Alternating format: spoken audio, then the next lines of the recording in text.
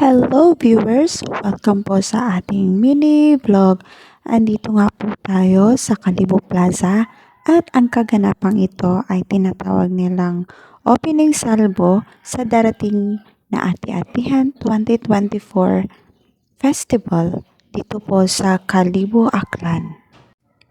At dahil sa usapang first time po ulit tayo, no? Sinama ko nga po pala sila mama at papa dito po sa plaza para po makita nila yung tinatawag po na opening salvo po ng Kalibo. So, sa oras na yan, andyan po kami sa labas lang po ng plaza kasi po hindi na po kami makapasok dun sa pinakaloob. Sobrang dami ng tao at siksikan po talaga, para ka mahihimatay po kapag makipagsiksikan ka po dyan sa loob. So, eto na nga po, no, may pa-fireworks po si Mayor Juris. Tuwang-tuwa nga po yung ating mga senior sa nakita nilang fireworks display po dito sa Kalibo Plaza.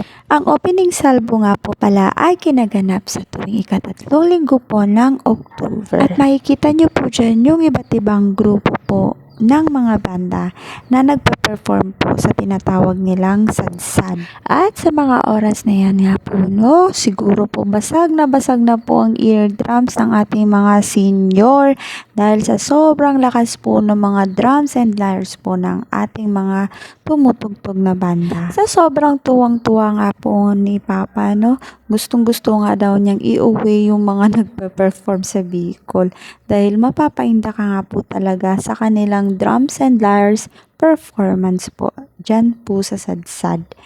After po pala ng opening salvo, andito na po tayo sa pinaka main event, yung Kalibo Ati-Atihan Festival 2024.